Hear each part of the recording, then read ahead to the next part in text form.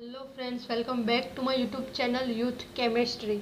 Okay, so આપણે first વિડીયોમાં જોયું હતું અણુસમિતિનું ઇન્ટ્રોડક્શન, કે સમિતિ શું છે, સમિતિ તત્વો શું છે, સમિતિ વિધિ શું છે, એ સમિતિ તત્વોના કેટલા પ્રકાર છે, કયા કયા છે, ને બે સમિતિ તત્વો આપણે સમજ્યા હતા ડિટેલમાં. એકમ ઈ, જેને આઈડેન્ટિટી પણ કહેવાય છે, ને બીજું સમિતિ તત્વ છે વ્યસ્તીકરણ બિંદુ અથવા સમિતિ કેન્દ્ર, જેની સંજ્ઞા છે સ્મોલ આઈ. ઓકે, જો તમે નહીં જોયો હોય વિડીયો તો મેં ડિસ્ક્રિપ્શન લિંકમાં આપેલો છે, એ પહેલાં જોઈ લેજો. ત્યાર પછી આગળના સમિતિ તત્વો વિશે આઈડિયા આવશે. તો આપણે સમજવાના છે મોલિક્યુલર સિમેટ્રીમાં અણુમાં કયા કયા સમિતિ તત્વો હાજર હોય છે તે. બે સમિતિ તત્વો વિશે આપણે સમજી લીધું છે. હવે આજના વિડીયોમાં છે થર્ડ સમિતિ તત્વ વિશે સમજવાના છે, યોગ્ય પરિભ્રમણ અક્ષ. શું છે યોગ્ય પરિભ્રમણ અક્ષ, જેની સંજ્ઞા છે CN_K. ઓકે, તો ચાલો જોઈએ CN_K. ઓકે, તો CN_Kમાં પહેલાં જોઈએ કે N શું છે. ઓકે, તો N બરાબર શું કહેવાશે કે અણુની મૂળ સ્થિતિ ને સમતુલ્ય એવી દિક સ્થિતિમાં લાવવા માટે કરવા પડતા પરિભ્રમણની સંખ્યા. પહેલાં આપણે શોર્ટમાં જોઈ લઈએ, પછી કેવી રીતે લખવાનું છે ફૂલ ફોર્મમાં તે જોઈએ. શું છે CN_K યોગ્ય પરિભ્રમણ અક્ષ, જેમાં N બરાબર છે અણુની મૂળ સ્થિતિને સમતુલ્ય એવી દિક સ્થિતિમાં લાવવા માટે કરવા પડતા પરિભ્રમણની સંખ્યા. ઓકે, તે પરિભ્રમણ કેટલા હોઈ શકે? 1 2 3 1 2 3 ઇન્ફિનિટી પણ હોઈ શકે. બીજું છે K. તો K બરાબર શું થશે? સમમિતિ ક્રિયાનો ક્રમ. શું થશે? K બરાબર સમમિતિ ક્રિયાનો ક્રમ. આગળ જોઈએ કે જે પદાર્થનું અથવા અણુનું અક્ષની આસપાસ 2π/n જેટલું ઘડિયાળના કાંટાની દિશામાં અથવા ઘડિયાળના કાંટાની વિરુદ્ધ દિશામાં પરિભ્રમણ આપતા કોઈપણ અણુ અથવા પદાર્થનું અક્ષની આસપાસ 2π/n જેટલું ઘડિયાળના કાંટાની અથવા ઘડિયાળના કાંટાની વિરુદ્ધ દિશામાં 2π/n જેટલું પરિભ્રમણ આપતા સેમ છે અણુની મૂળ સ્થિતિને સમતુલ્ય એવી દિક સ્થિતિ પ્રાપ્ત થાય, તો તે અક્ષને શું કહેવાય? યોગ્ય પરિભ્રમણ અક્ષ. જો પાછું ધ્યાનથી એકવાર જોઈ લઈએ કે જે અણુ અથવા પદાર્થનું અક્ષની આસપાસ 2π/n જેટલું ઘડિયાળના કાંટાની અથવા ઘડિયાળના કાંટાની વિરુદ્ધ દિશામાં પરિભ્રમણ આપતા અણુની મૂળ સ્થિતિને સમતુલ્ય એવી દિક સ્થિતિ પ્રાપ્ત થાય, તો તે અક્ષ યોગ્ય પરિભ્રમણ અક્ષ કહેવાય છે. બરાબર? યોગ્ય પરિભ્રમણ અક્ષની ડેફિનેશન શું છે એ 1 માર્ક્સમાં પૂછી શકાય, તો એને પ્રોપર લખાણ શું છે, કેવી રીતે લખાશે એ જોઈ લઈએ. જે પદાર્થનું અથવા અણુનું અક્ષની આસપાસ 2π/n જેટલું ઘડિયાળના કાંટાની અથવા ઘડિયાળના કાંટાની વિરુદ્ધ દિશામાં પરિભ્રમણ આપતા અણુની મૂળ સ્થિતિ. બરાબર? પરિભ્રમણ આપવા પહેલાં જે અણુની સ્થિતિ હોય એ જ સ્થિતિ પરિભ્રમણ આપવા બાદ પ્રાપ્ત થાય, તો તે અક્ષને શું કહેવાય? યોગ્ય પરિભ્રમણ અક્ષ. ઓકે, તો આગળ જોઈએ CN અક્ષ. CN અક્ષ આસપાસ કરવામાં આવતી સમમિતિ ક્રિયા. CN અક્ષ આસપાસ કરવામાં આવતી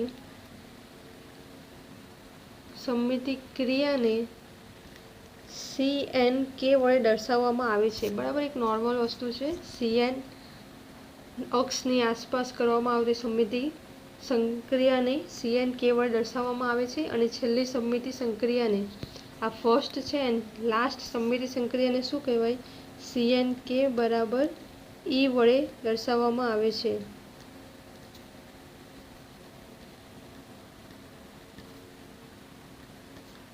આ જસ્ટ ઇન્ટ્રોડક્શન છે. એના પછી જે પ્રમાણે આગળ પરિભ્રમણ આપશું ત્યારે તમને પ્રોપર આઈડિયા આવશે શું છે તે. આના પછી યોગ્ય પરિભ્રમણ અક્ષ બી 5 માર્ક્સમાં પૂછી શકાય છે. એનું રાઇટઅપ મેં તમને બતાવું, તેનો સ્ક્રીનશોટ પાડી લેજો. એન્ડ 1 માર્ક્સમાં હજુ એક પૂછાય છે કે મુખ્ય પરિભ્રમણ અક્ષ અથવા પ્રધાન અક્ષ કોને કહેવાય? 1 માર્ક્સનો શોર્ટ ક્વેશ્ચન છે. પ્રધાન અક્ષ અથવા મુખ્ય પરિભ્રમણ અક્ષ.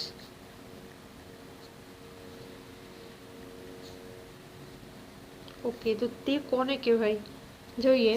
એક અણુમાં જ્યારે એકથી વધુ પરિભ્રમણ અક્ષ હાજર હોય ત્યારે મહત્તમ ક્રમવાળી અક્ષને શું કહેવાય? પ્રધાન અક્ષ કહેવાય છે. પ્રધાન અક્ષ અથવા તો મુખ્ય પરિભ્રમણ અક્ષ કહેવાય છે. આ 1 માર્ક્સનો શોર્ટ ક્વેશ્ચન છે. શું છે પ્રધાન અક્ષ અથવા તો મુખ્ય પરિભ્રમણ અક્ષ એટલે શું? તો કોઈ પણ અણુમાં જ્યારે એકથી વધુ પરિભ્રમણ અક્ષ હાજર હોય ત્યારે મહત્તમ ક્રમવાળી જે હોય અક્ષ તેને શું કહેવાય? પ્રધાન અક્ષ અથવા તો મુખ્ય પરિભ્રમણ અક્ષ કહેવાય છે. ને એક બીજો ઇમ્પોર્ટન્ટ પોઈન્ટ કે પ્રધાન અક્ષ હંમેશા કયા યામ પર આવેલી છે? યાદ રાખવાનું છે, ઝેડ યામ પર આવેલી હોય છે. પ્રધાન અક્ષ હંમેશા ઝેડ યામ પર આવેલી હોય છે. ઓકે, તો આ છે યોગ્ય પરિભ્રમણ અક્ષ CNKનું ઇન્ટ્રોડક્શન. કે એન શું છે? મૂળ સ્થિતિને સમતુલ્ય એવી દિક સ્થિતિ પ્રાપ્તમાં લાવવા માટે પરિભ્રમણની સંખ્યા છે, જેને એન કહેવાય. કે શું છે?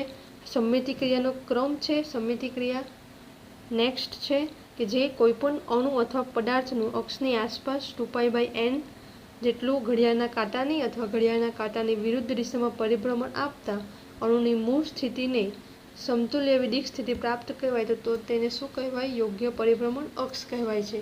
ઓકે, નેક્સ્ટ છે કે CN અક્ષ આસપાસ કરવામાં આવતી જે ક્રિયા છે એને CNK વડે દર્શાવવામાં આવે. ફર્સ્ટ સમમિતિ ક્રિયાને. જે લાસ્ટ સમમિતિ ક્રિયા છે એને શેના વડે દર્શાવવામાં આવે? CNK = E વડે દર્શાવવામાં આવે છે.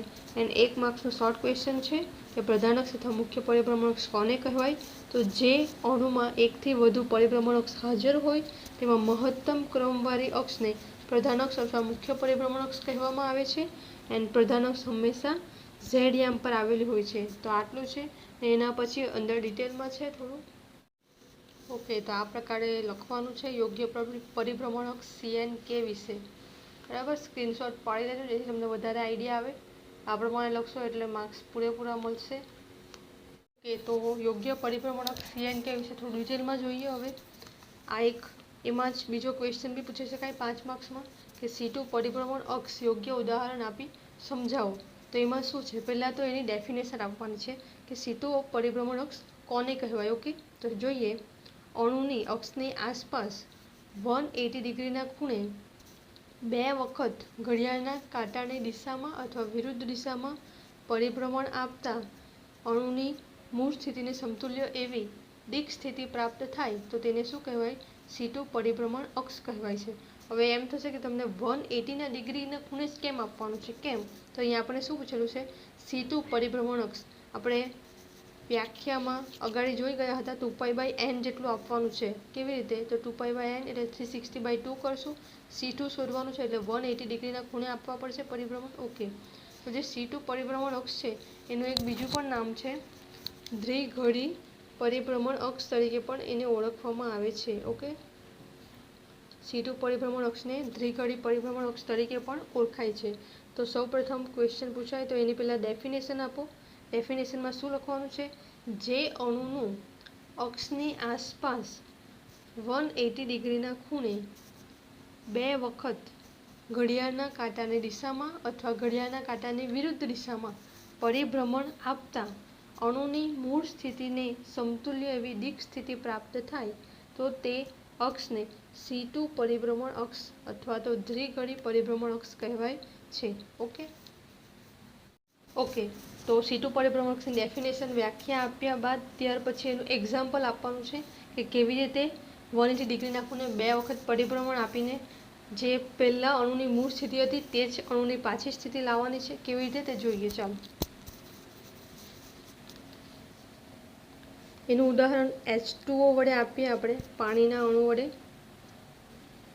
Oxygen, this is H1 and H2. Okay, તો આ છે C2. આપણે યોગ્ય પરિભ્રમણ અક્ષમાં જોયું છે કે ઝેડ યામ પર આવેલી હોય છે. ઓકે, તો આપણે પરિભ્રમણ આપવાનું છે. ડેફિનેશનમાં શું જોયું આપણે? 180 ડિગ્રીના ખૂણે 2 વખત પરિભ્રમણ આપવાનું છે. કેવી રીતે? ઘડિયાળના કાંટાની દિશામાં અથવા ઘડિયાળના કાંટાની વિરુદ્ધ દિશામાં. તો આપણે ઘડિયાળના કાંટાની દિશામાં આપીને જોઈએ. તમે વિરુદ્ધ દિશામાં બી આપી લેજો, આપીને જોજો તો અણુની સેમ સ્થિતિ મળે છે કે નહીં. ઓકે, આપણે ઘડિયાળના કાંટાની દિશામાં આપી જોઈએ છે 180 ડિગ્રીના ખૂણે. ઓકે, તો પહેલાં સ્ટ્રક્ચર દોરી લઈએ. C2Z એઝ ઇટ ઇઝ રહેશે. ફેરફાર શામાં થશે? 180 ડિગ્રીના ખૂણે કોને પરિભ્રમણ આપવાનું છે તે જોઈએ, કે જે H1 ને જોઈએ. બરાબર, H1 છે, પરિભ્રમણ આપશું ઘડિયાળના કાંટાની દિશામાં. ઘડિયાળના કાંટો કેમ ફરે? એમ ફરશે. બરાબર, તો H1 ક્યાં આવશે? H2 ની જગ્યા આવશે અહીંયા, ને H1. ઓકે, ને H2 છે તો H2 ઘડિયાળના કાંટાની દિશામાં એમ જશે તો H1 ની જગ્યા આવશે. એટલે કંઈક આવું થશે. ફરીથી જોઈએ. C2Z 180 ડિગ્રીના ખૂણે પહેલું પરિભ્રમણ આપવાનું છે ઘડિયાળના કાંટાની દિશામાં. તો જે H1 છે, H1 ઘડિયાળના કાંટાની દિશામાં એમ જશે એટલે એમથી એમ H2 ની જગ્યા પર આવશે H1. H2 ને જોઈએ ઘડિયાળના કાંટાની દિશામાં તો એ H1 ની જગ્યાએ આવશે. આવ્યું, તો તેને શું કહેવાશે? C2-1 સમમિતિ કહેવાય. અને ફરીથી તેનું 180 ડિગ્રીના ખૂણે પરિભ્રમણ આપીએ તો કેવું મળશે? આ C2Z એઝ ઇટ ઇઝ છે.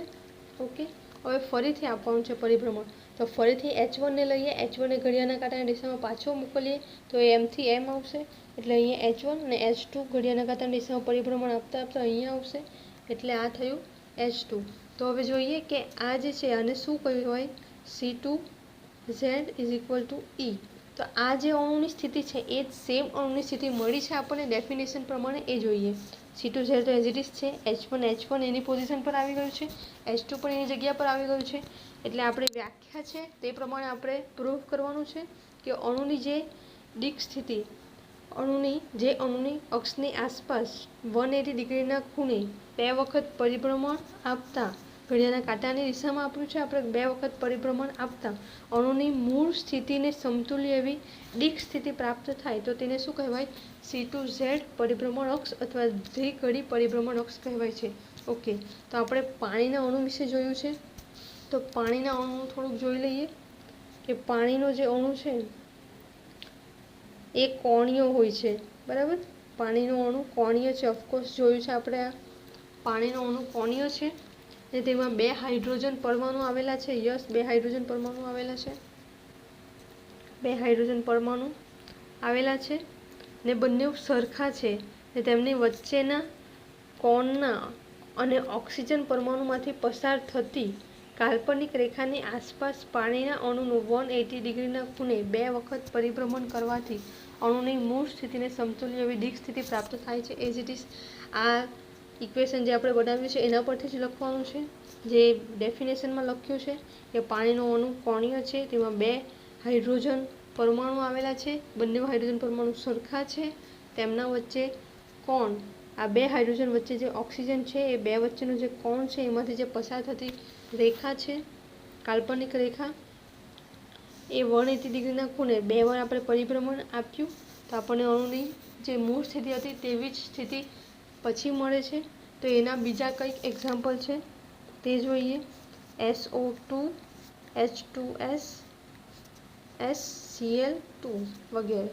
ઓકે, તો આ એના એક્ઝામ્પલ છે. તો તમે આ એક્ઝામ્પલ પરથી બી પ્રૂફ કરી શકો. આપણે H2Oનું આપ્યું છે, તમે SO2, H2S, SCl2 ને પણ 180 ડિગ્રીના ખૂણે પરિભ્રમણ આપીને પ્રૂફ કરી શકો કે યસ એમાં C2 પરિભ્રમણ અક્ષ આવેલી છે.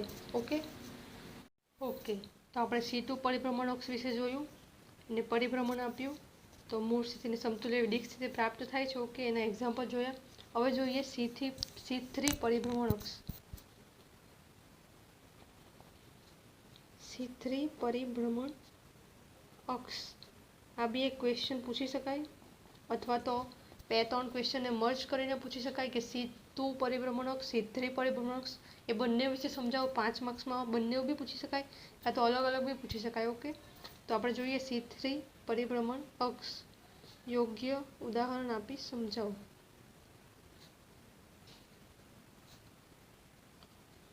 ઓકે, તો આમાં શું છે, પહેલાં એની ડેફિનેશન લખવાની છે, બરાબર. C3 પરિભ્રમણ અક્ષ વિશે, તો જે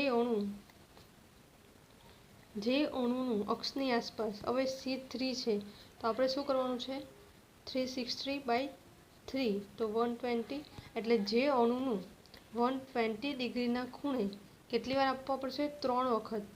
3 વખત ઘડિયાળના કાંટાની દિશામાં અથવા તો વિરુદ્ધ દિશામાં પરિભ્રમણ આપતા તે અણુની મૂળ સ્થિતિને સમતુલ્ય વિદિક સ્થિતિ પ્રાપ્ત થાય.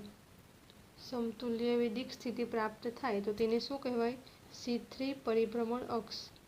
તેને C3 પરિભ્રમણ અક્ષ કહેવાય છે. અથવા આપણે C2 પરિભ્રમણ અક્ષને શું કહેલું હતું, દ્વિઘડી. તો C3 પરિભ્રમણ અક્ષને શું કહેવાશે, ત્રિઘડી પરિભ્રમણ અક્ષ. ત્રિઘડી પરિભ્રમણ અક્ષ તરીકે પણ તેને ઓળખી શકાય. ફરી એકવાર ડેફિનેશન જોઈ લઈએ પ્રોપર કઈ રીતે લખવાનું છે તે. C3 પરિભ્રમણ અક્ષ, ઓકે, તો ડેફિનેશન જોઈ લઈએ કઈ રીતે લખાશે. C3 પરિભ્રમણ અક્ષ એટલે શું, તો જે અણુનું અક્ષની આસપાસ 120 ડિગ્રી, કેમ લીધું છે આપણે, કારણ કે C3 પરિભ્રમણ અક્ષ વિશે લખવાનું છે એટલે 360/3 કરવાનું છે. તો 120 ડિગ્રીના ખૂણે કેટલી વખત, 3 વખત. કેમ, C3 પરિભ્રમણ અક્ષ છે એટલે 3 વખત પરિભ્રમણ આપતા અણુની મૂળ સ્થિતિને સમતુલ્ય વિદિક સ્થિતિ પ્રાપ્ત થાય તો તે પરિભ્રમણ અક્ષ શું કહેવાય, C3 પરિભ્રમણ અક્ષ કહેવાય, અથવા તો ત્રિઘડી પરિભ્રમણ અક્ષ તરીકે ઓળખાય છે. આનો સ્ક્રીનશોટ લઈ લેજો તો તમને લખતા ફાવે. ઓકે, હવે એને ડિટેલમાં જોઈએ કે C3 પરિભ્રમણ અક્ષ જે રીતે આપણે C2માં બતાવ્યું છે તે જ રીતે બતાવવાનું છે C3 પરિભ્રમણ અક્ષ વિશે. ઓકે, તો C3 પરિભ્રમણ અક્ષ માટે જોઈએ BF3નું એક્ઝામ્પલ. BF3નું એક્ઝામ્પલ આપી જોઈએ કે કઈ રીતે એમાં C3 પરિભ્રમણ અક્ષ પ્રૂફ કરી શકાશે. ઓકે, તો જોઈએ BF એન્ડ F. ઓકે, તો આ છે મેઇન C3, જે મુખ્ય પ્રધાન અક્ષ હોય તે આવી રીતે કેન્દ્રમાંથી પસાર થાય. Okay, C3Z. હવે F3 છે તો નામ આપી દઈએ F1, F2 and F3. Okay, તો હવે આપણે ડેફિનેશનમાં શું જોયું, 120 ડિગ્રીના ખૂણે, 120 ડિગ્રીના ખૂણે કેટલી વખત આપવાનું છે પરિભ્રમણ, 3 વખત. કેવી રીતે, આપણે ઘડિયાળના કાંટાની દિશામાં આપી જોઈએ, તમે ઘડિયાળના કાંટાની વિરુદ્ધ દિશામાં પણ આપીને જોઈ શકો છો, સેમ જ આવશે આન્સર. ઓકે, તો જોઈએ, સૌપ્રથમ પહેલાં દોરી દેવાનું C3Z. ઓકે, હવે ઘડિયાળના કાંટાની દિશામાં તો F1 અહીંયા છે, બરાબર. ઘડિયાળનો કાંટો કઈ દિશામાં ફરશે, એમ ફરશે. આ જે છે તે નીચે આવશે, ઘડિયાળનો કાંટો એમ ફરશે. ઓકે, તો F1 છે F3 પર આવશે, F1 એમ આવશે નીચે. F2 ક્યાં આવશે, F2 એમ ફરશે ઘડિયાળના કાંટાની દિશામાં. કઈ દિશામાં છે, F2, તો આ અહીંયા આવશે એટલે F2 અહીંયા આવશે. F3ને જોઈએ તો F3ને ફેરવીએ, ક્યાં આવશે F3, અહીંયા આવશે. એકવાર ફરીથી જોઈ લો. F1, સૌથી પહેલાં F1ને પકડવાનું છે, ઘડિયાળના કાંટાની દિશામાં પરિભ્રમણ આપવાનું, જાય નીચે જશે એટલે F1 અહીંયા. F2 ઘડિયાળના કાંટાની દિશામાં આવશે, અહીંયા F2. F3 ઘડિયાળના કાંટાની દિશામાં F3. ઓકે, તો આ છે 120 ડિગ્રીના ખૂણે પહેલું પરિભ્રમણ આપ્યું, તેને કહેવાશે C3:1. હવે પાછું 120 ડિગ્રીના ખૂણે પરિભ્રમણ આપી જોઈએ ઘડિયાળના કાંટાની દિશામાં. કેવી રીતે, પહેલાં દોરી દઈએ આપણે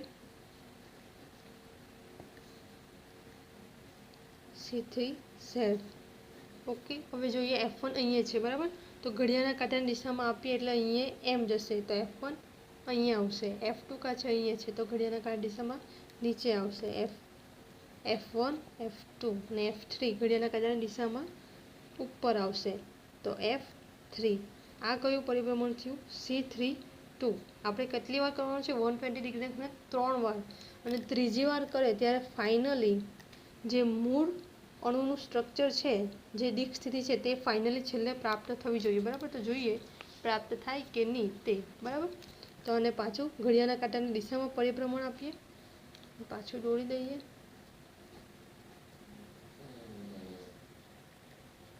C3Z. ઓકે, તો હવે F1 છે અહીંયા, તો ઘડિયાળના કાંટાની દિશામાં જશે ઉપર, અહીંયા આવશે F1. ઓકે, F2, તો F2 ઘડિયાળના કાંટાની દિશામાં અહીંયા આવશે. એન્ડ F3, તો F3 નીચે જશે. તો આને ફાઇનલ છેલ્લી જે છે તેને કઈ સમિતિ કહેવાય? C3 is equal to E.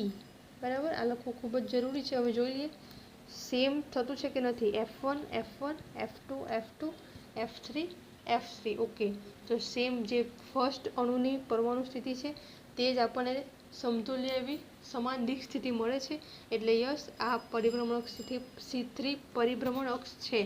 Okay, તો આપણે BF3નું એક્ઝામ્પલ આપીને જોયું છે, તો એનો આકાર જોઈ લઈએ. BF3નો આકાર છે સમતલીય ત્રિકોણીય. ઓકે, સમતલીય ત્રિકોણીય છે ને એ અણુમાં જોવાનું છે બી પરમાણુમાંથી પસાર થતી જે કાલ્પનિક રેખા છે એ અણુનું 120 ડિગ્રીના ખૂણે 3 વખત પરિભ્રમણ આપતા અણુની મૂળ સ્થિતિ સેમ પ્રાપ્ત થાય છે. ને એના બીજા એક્ઝામ્પલ છે BF3 જેવા BCl3 અને BH3 વગેરે. ઓકે, તો આ છે C3 પરિભ્રમણ અક્ષ. એ જ રીતે અગાડી બીજી પરિભ્રમણ અક્ષ પણ જોઈએ. ઓકે, તો આપણે પહેલાં જોયું C2 પરિભ્રમણ અક્ષ, C3 પરિભ્રમણ અક્ષ, એ બે વિશે ડિટેલમાં જોઈ લીધું છે. હવે જોઈએ C4 પરિભ્રમણ અક્ષ. તો સેમ ડેફિનેશન આપવાની છે, થોડુંક જ ડિફરન્ટ છે કે જે અણુની અક્ષની આસપાસ હવે C4 છે, તો C4 કેવી રીતે થશે?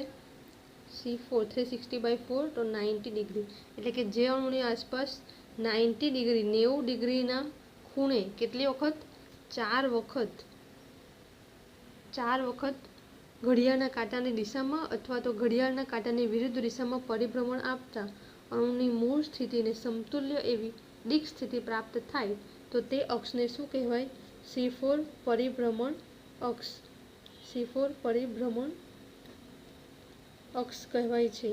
ઓકે, તો કોઈ પણ ક્વેશ્ચન પૂછાય C3 C2 C4 C5 C6 પણ આવશે, તો તેમાં સેમ ડેફિનેશન છે, જસ્ટ થોડુંક જ ચેન્જ છે કયા ડિગ્રીના ખૂણે ને કેટલી વખત, બાકી બધું સેમ છે. ઓકે, તો ડેફિનેશન ફરીથી એકવાર બોલી દઈએ. જે અણુની અક્ષની આસપાસ 90 ડિગ્રીના ખૂણે ઘડિયાળના કાંટાની દિશામાં અથવા તો ઘડિયાળના કાંટાની વિરુદ્ધ દિશામાં 4 વખત પરિભ્રમણ આપતા અણુની મૂળ સ્થિતિને સમતુલ્ય એવી દિક સ્થિતિ પ્રાપ્ત થાય તો તે અક્ષ C4 પરિભ્રમણ અક્ષ તરીકે ઓળખાય છે. ઓકે, તો હવે આનું કોઈક ડિફરન્ટ નેમ નથી, આને જસ્ટ C4 પરિભ્રમણ અક્ષ જ કહીએ છીએ. તો C2 ને દ્વિઘડી ને C3 ને ત્રિઘડીની જેમ આનું કોઈક અલગ નામ નથી. બરાબર, C4 પરિભ્રમણ અક્ષ જ છે. તો એના એક્ઝામ્પલ હવે જોઈએ કઈ રીતે આપણે પરિભ્રમણ આપવાનું છે ને કઈ રીતે અણુની મૂળ સ્થિતિ પ્રાપ્ત થશે. તો આપણે PtCl4નું એક્ઝામ્પલ જોઈએ. PtCl4-2. ઓકે, PT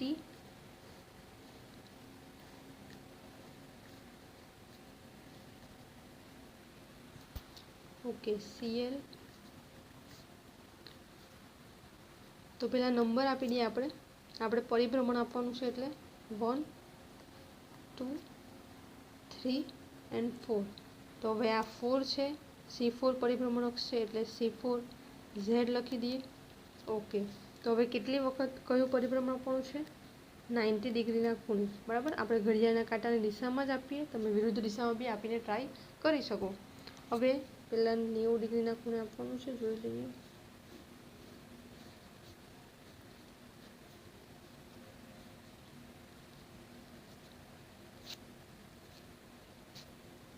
ઓકે, તો 90 ડિગ્રીના ખૂણે આપવાનું છે. બરાબર, ઘડિયાળના કાંટાની દિશામાં જોઈ લઈએ. C1 કાં છે? અહીંયા છે. ઘડિયાળના કાંટાની દિશામાં આપવાનું એટલે કાં જશે? M થી M. C1 અહીંયા આવી ગયું.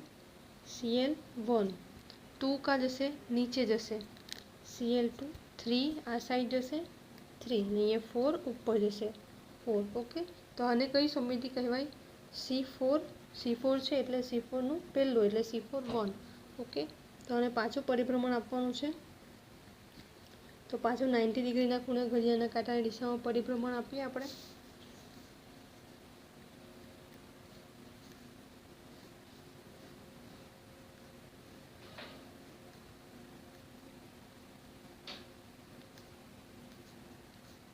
CL C4Z okay. તો અહીંયા CL1 કા છે તે જોઈ લઈએ. અહીંયા છે બરાબર. ઘડિયાળના કાંટાની દિશામાં આપવાનું છે એટલે CL કા જશે હવે. કેમ ફરે છે ઘડિયાળનો કાંટો? એમ ફરે છે, રાઈટ. તો અહીંયાથી નીચે આવશે CL1, 2 અહીંયા જશે, CL2, 3 અહીંયા આવશે, CL3 એન્ડ 4 અહીંયા આવશે, CL4. તો આને કઈ સમિતિ કહેવાય? C4 2. હજુ આપણે ત્રીજી વખત પરિભ્રમણ આપવાનું છે ઘડિયાળના કાંટાની દિશામાં.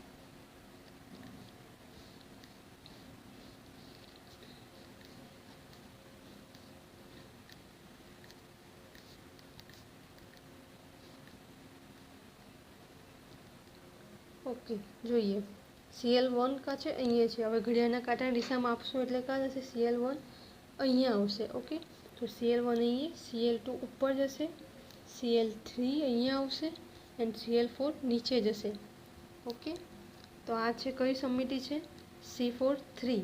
તો આને ફરીથી ઘડિયાળના કાંટાની દિશામાં 90 ડિગ્રીના ખૂણે ચોથી વખત લાસ્ટ ટાઈમ પરિભ્રમણ આપીએ. ઓકે,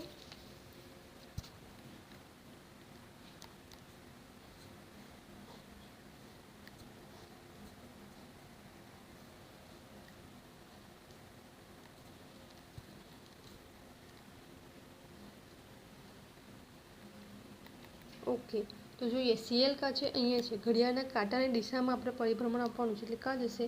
CL નીચેથી ઉપર જશે. તો CL1 2 ક્યાં છે? તો અહીંયા આવશે. CL2 3 ઉપરથી નીચે આવશે, CL3 અને CL4 અહીંથી એમ આવશે, CL4. તો આ કઈ સમિતિ છે?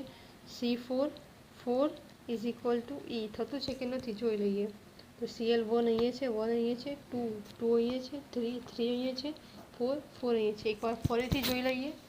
C4 પરિભ્રમણ અક્ષ વિશે ડેફિનેશન સમજ પડી ગઈ છે તમને કે આનું 90 ડિગ્રીના ખૂણે આપવાનું છે. કેમ? કારણ કે C4 પરિભ્રમણ અક્ષ છે એટલે, ને C4 છે એટલે 4 વખત આપવાનું છે.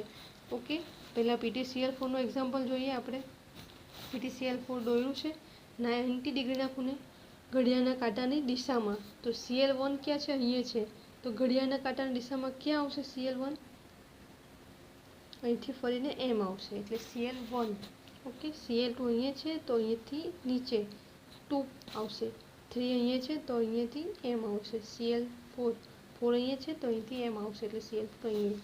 બીજી વખત 90 ડિગ્રીના ખૂણે પરિભ્રમણ આપીએ તો અહીંયા CL1 ક્યાં છે? અહીંયા છે તો ઉપરથી નીચે આવશે, અહીંયા 2 અહીંથી એમ આવશે, 2 3 3 એન્ડ 4 4. ઓકે, તો આ રીતે આપણને C4 પરિભ્રમણ અક્ષ પ્રૂવ થાય છે કે PTCL4-2 એક્ઝામ્પલમાં અણુમાં C4 પરિભ્રમણ અક્ષ હાજર છે. ને એના જેવું જ બીજું એક એક્ઝામ્પલ છે કે તમે જાતે ટ્રાય કરજો, NiCN4-2. ઓકે, તો તમે આ જાતે ટ્રાય કરજો કે એમાં C4 પરિભ્રમણ અક્ષ હાજર છે કે નથી. આ રીતે 90 ડિગ્રીના ખૂણે 4 વખત પરિભ્રમણ આપીને. ઓકે, તો આપણે પહેલાં જોયું C2 પરિભ્રમણ અક્ષ, C3 પરિભ્રમણ અક્ષ, C4 પરિભ્રમણ અક્ષ, ને હવે જોઈએ C5 પરિભ્રમણ અક્ષ. તો હવે તમને ડેફિનેશનની તો આઈડિયા આવી જ ગઈ હશે કે C5 છે એટલે અણુનું કેટલા ડિગ્રીના ખૂણે કરવાનું? 72/360/5. 72 ડિગ્રીના ખૂણે કેટલી વખત? 5 વખત પરિભ્રમણ કરવાનું ઘડિયાળના કાંટાની દિશામાં અથવા ઘડિયાળના કાંટાની વિરુદ્ધ દિશામાં કર્યું. ત્યારબાદ અણુની મૂળ સ્થિતિને સમતુલ્ય વિદિક સ્થિતિ પ્રાપ્ત થાય તો તેને શું કહેવાય? C5 પરિભ્રમણ અક્ષ.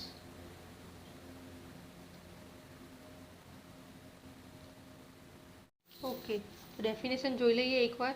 C5 પરિભ્રમણ અક્ષ કોઈ પણ અણુની અથવા તો જે અણુની અક્ષની આસપાસ 72 ડિગ્રીના ખૂણે ઘડિયાળના કાંટાની દિશામાં અથવા તો ઘડિયાળના કાંટાની વિરુદ્ધ દિશામાં 5 વખત પરિભ્રમણ આપતા અણુની મૂળ સ્થિતિને સમતુલ્ય એવી દિક સ્થિતિ પ્રાપ્ત થાય તો તે અક્ષ C5 પરિભ્રમણ અક્ષ તરીકે ઓળખાય છે. ઓકે, તો હવે એનું એક્ઝામ્પલ જોઈએ.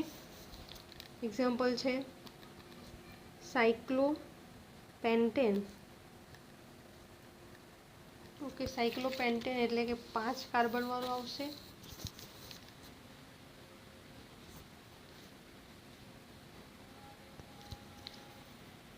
આ કાલ્પનિક રેખા આપણે દોરીએ. કઈ અક્ષ છે? C5Z પરિભ્રમણ અક્ષ. ઓકે, તો અહીંયા બધા કાર્બન જ છે, તો આપણે કાર્બન પરમાણુને નંબર આપી દઈએ 1 2 3 4 એન્ડ 5. તો આપણે પરિભ્રમણ આપવાનું છે કેટલા ડિગ્રીના ખૂણે? 72 ડિગ્રીના ખૂણે. તો ઘડિયાળના કાંટાની દિશામાં પરિભ્રમણ આપીને જોઈએ કે C5 પરિભ્રમણ અક્ષ ધ્રુવ થતું છે કે નથી તે.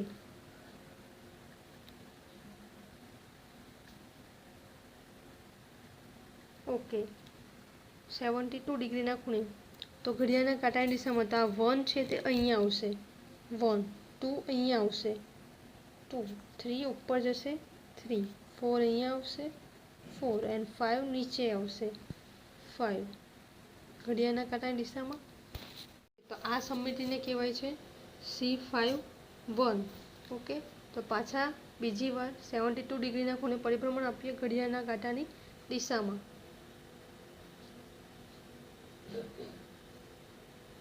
આ છે C5Z. હવે જોઈએ 1 ક્યાં છે? અહીંયા છે, તો અહીંથી નીચે આવશે 1 2 અહીંથી એમ આવશે 2 3 ઉપર જશે 3 4 5 અહીંયા આવશે 5. તો આ સમમિતિને કહેવાશે C5-2. હવે ફરીથી ત્રીજી વાર 72 ડિગ્રીના ખૂણે પરિભ્રમણ આપીએ.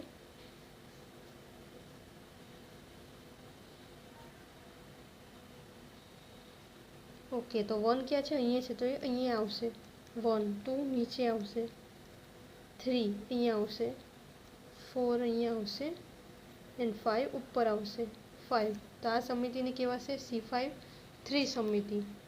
આ ઘડિયાળના કાંટાની દિશામાં આપ્યું છે આપણે, અને બી ઘડિયાળના કાંટાની દિશામાં હવે ચોથી વખત 72 ડિગ્રીના ખૂણે પરિભ્રમણ આપીએ. Okay,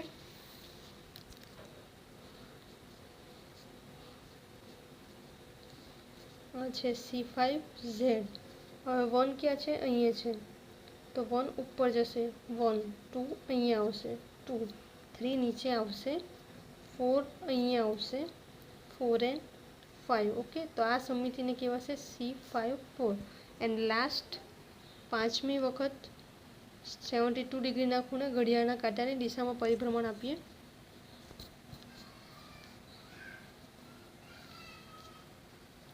C5Z.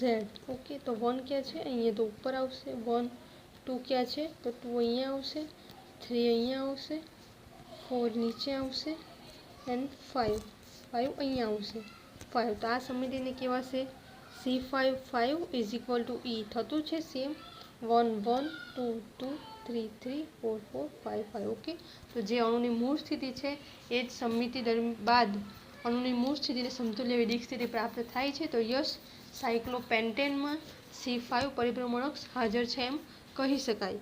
ઓકે, તો C5 પરિભ્રમણ અક્ષનું એક એક્ઝામ્પલ છે સાયક્લોપેન્ટેન, એન્ડ બીજું એક્ઝામ્પલ છે પેન્ટાડાઇન-આયન. ખબર પડી તમને કેવી રીતે એ થશે? બતાવું મેં. કંઈક આ રીતે દોરાશે સાયક્લોપેન્ટાડાઇન-આયન. ઓકે, અહીંયા H છે ને અહીંયા પ્લસ છે, પણ આ H કે પ્લસ સાથે કોઈ લેવા દેવા નથી. આપણે ઓનલી આટલું સ્ટ્રક્ચર દોરીને પછી એમાં 1 2 3 4 5 એન્ડ C5Z આપીને 72 ડિગ્રીના ખૂણે પરિભ્રમણ આપવાનું છે. તો તમે ટ્રાય કરી જોજો કે 72 ડિગ્રીના ખૂણે 5 વખત પરિભ્રમણ આપ્યા બાદ અણુની મૂળ સ્થિતિ સમાન મળે છે કે નહીં એ ટ્રાય કરી જોજો, અને જોજો કે C5 પરિભ્રમણ અક્ષ એમાં હાજર છે કે નહીં તે. ઓકે, તો હવે નેક્સ્ટ ક્વેશ્ચન, C6 પરિભ્રમણ અક્ષ યોગ્ય ઉદાહરણ આપી સમજાવો. તો એમાં બી સૌપ્રથમ એની ડેફિનેશન વ્યાખ્યા લખવાની છે C6 પરિભ્રમણ અક્ષ વિશે. ઓકે, તો જે અણુની અક્ષની આસપાસ કેટલા ડિગ્રીના ખૂણે કરવાનું છે? હવે C6 છે એટલે 360/6 એટલે 60. તો જે અણુની અક્ષની આસપાસ 60 ડિગ્રીના ખૂણે ઘડિયાળના કાંટાની અથવા ઘડિયાળના કાંટાની વિરુદ્ધ દિશામાં કેટલી વખત આપવાનું છે? 6 વખત પરિભ્રમણ આપતા અણુની મૂળ સ્થિતિને સમતુલ્ય એવી દિક સ્થિતિ પ્રાપ્ત થાય તો તેને શું કહેવાય? C6 પરિભ્રમણ અક્ષ કહેવાય છે. ઓકે, તો આ એની વ્યાખ્યા છે તે લખવાની. ત્યારબાદ તેનું ઉદાહરણ આપી C6 પરિભ્રમણ અક્ષ વિશે સમજાવવાનું છે. તો આપણે ઉદાહરણ લઈએ છીએ બેન્ઝીનનું. બેન્ઝીન દ્વારા સમજાવીએ કે કઈ રીતે એમાં C6 પરિભ્રમણ અક્ષ હાજર છે. ઓકે, હવે બેન્ઝીનમાં આપણે અહીંયા બંધ દોરવા જરૂરી નથી. ઓકે, કારણ કે આપણે એના કાર્બનનું સ્થાનાંતર સમજાવવાનું છે 1 2 3 પ્રમાણે. તો એ બંધ અંદર દોરવા અત્યારે જરૂરી નથી. બરાબર, નંબર આપી દેવું મેં 1 2 3 4 5 and 6. તો આપણે 60 ડિગ્રીના ખૂણે પ્રથમ વખત પરિભ્રમણ આપીએ ઘડિયાળના કાંટાની દિશામાં.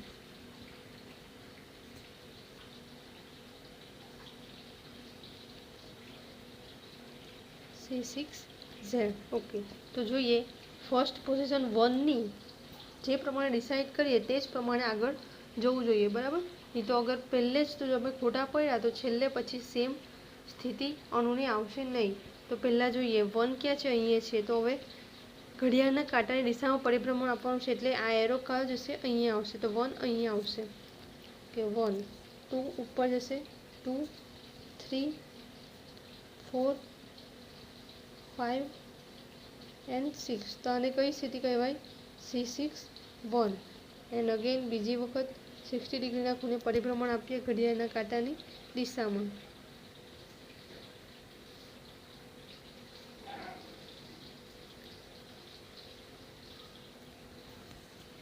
ઓકે, તો 1 ક્યાં છે? અહીંયા છે. તો ઘડિયાળના કાંટાની દિશામાં 1 નીચે આવશે, 2 અહીંયા આવશે, 3 અહીંયા આવશે, 4 અહીંયા આવશે, 4 5 અહીંયા આવશે એન્ડ 6 અહીંયા આવશે. ઓકે, તો આ છે સમિતિ C6 2.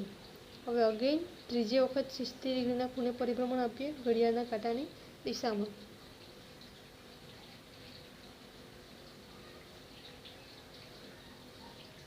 C6Z. હવે 1 ક્યાં છે? જોઈએ 1 અહીંયા છે. ઘડિયાળના કાંટાની દિશામાં ક્યાં જશે? 1 અહીંયા આવશે, 1 2 અહીંયા આવશે, 2 3 અહીંયા આવશે, 3 4 અહીંયા આવશે, 5 અહીંયા આવશે એન્ડ 6 અહીંયા આવશે. તો આ સમિતિને કહેવાય C6 3. હવે ચોથી વખત 60 ડિગ્રીના ખૂણે પરિભ્રમણ આપીએ ઘડિયાળના કાંટાની દિશામાં.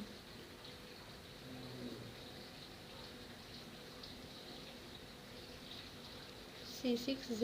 ઓકે, તો 1 ક્યાં છે? અહીંયા છે. તો ઘડિયાળના કાંટાની દિશામાં એમથી 1 અહીંયાથી ઉપર આવશે, 1 2 અહીંયા આવશે, 2 3 અહીંયા આવશે, 4 અહીંયા આવશે, 5 અહીંયા આવશે, 6 અહીંયા આવશે. તો આ છે C6 4. હવે પાંચમી વખત 60 ડિગ્રીના ખૂણે ઘડિયાળના કાંટાની દિશામાં પરિભ્રમણ આપીએ.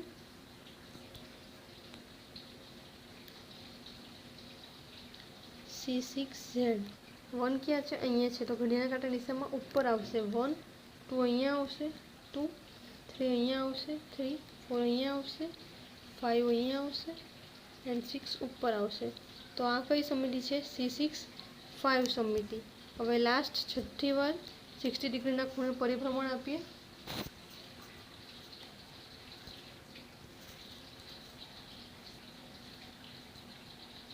C6Z.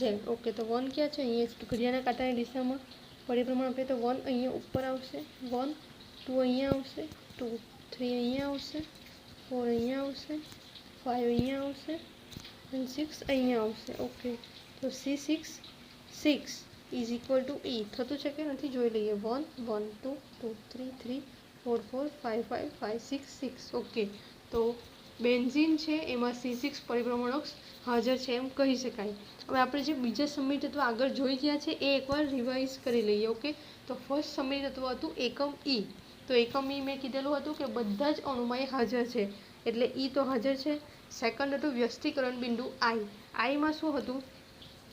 જે અણુ જે પરમાણુને કેન્દ્રથી કેન્દ્ર સુધી ખેંચતા આગળ તેટલા જ અંતરે ખેંચતા જો સેમ પરમાણુ હાજર હોય તો વ્યસ્તીકરણ બિંદુ હાજર હોય. તો અહીંયા જોઈએ, અહીંયા એચ છે, સી છે, અહીંયા અગાડી સામે બી સી જ છે એટલે યસ, આમાં બી આઈ હાજર છે, વ્યસ્તીકરણ બિંદુ.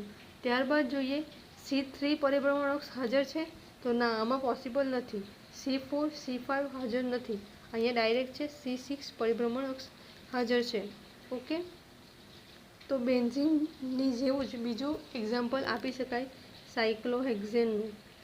સાયક્લોહેક્ઝેન ઓકે, સેમ જ છે, સાયક્લોહેક્ઝેન અથવા બેન્ઝીન એ બંનેમાં C6 પરિભ્રમણ અક્ષ હાજર છે. ઓકે, તો ત્રીજું સમમિતિ તત્વ યોગ્ય પરિભ્રમણ અક્ષ CNK જેની સંજ્ઞા છે એનો લાસ્ટ ક્વેશ્ચન છે. સી ઇન્ફિનિટી અક્ષ યોગ્ય ઉદાહરણ આપી સમજાવો. આ 1 માર્ક્સમાં બી પૂછી શકાય, બરાબર, કે એના એક્ઝામ્પલ કયા છે ને કેવી રીતે છે. ઓકે, તો જોઈએ સી ઇન્ફિનિટિવ અક્ષ. તો એની શું રિક્વાયરમેન્ટ છે કે આ પ્રકારની અક્ષ સી ઇન્ફિનિટી પ્રકારની અક્ષ મોટે ભાગે રેખીય અણુમાં જ જોવા મળે છે. રેખીય અણુમાં જ સી ઇન્ફિનિટી અક્ષ હાજર હોય છે. ઓકે, ને એના એક્ઝામ્પલ છે સી ઇન્ફિનિટી અક્ષના O2, CO2, HCl and N2 જેવા. હવે જોઈએ કેવી રીતે. તો આમાં કયું પરિભ્રમણ આપવાનું છે? કોઈ બી પરિભ્રમણ આપવાનું નથી. જો સી ઇન્ફિનિટી અક્ષમાં કોઈ પણ અણુમાં, ધારો કે O2 છે તો O2 ને આ રીતે દર્શાવીએ અને સી ઇન્ફિનિટી અક્ષ આ રીતે થશે. તો એને ગમે તેટલું અનંત ઘડીએ પણ પરિભ્રમણ આપીએ તો દરેક જગ્યાએ અણુની સમતુલ્ય સ્થિતિ સમાન રહેશે. એટલે હવે બીજા એક્ઝામ્પલ જોઈએ. CO2 જોઈએ, C=O. તો આની સી ઇન્ફિનિટી અક્ષે અનંત ઘડીએ પણ પરિભ્રમણ આપીએ તો બી એની સ્થિતિ સમાન જ રહેશે. બીજા એક્ઝામ્પલ જોઈએ ફોર N=N2ના, તો પણ એ સમાન જ રહેશે. મતલબ સી ઇન્ફિનિટી અક્ષમાં શું છે કે રેખીય અણુમાં જ જોવા મળે. આ બધા અણુ રેખીય છે ને એને કોઈ પણ અનંત ઘડીએ પણ પરિભ્રમણ આપીએ તો પણ દરેક જગ્યાએ અણુની જે સ્થિતિ છે એ સમતુલ્ય રહેશે. બીજા એક્ઝામ્પલ છે CH=CH, એમાં પણ સી ઇન્ફિનિટી અક્ષ હાજર છે. બીજું છે HCl, એમાં પણ સી ઇન્ફિનિટી અક્ષ છે. બીજું છે NOCl, પણ રેખીય અણુ છે, તેમાં પણ સી ઇન્ફિનિટી અક્ષ હાજર છે. ઓકે,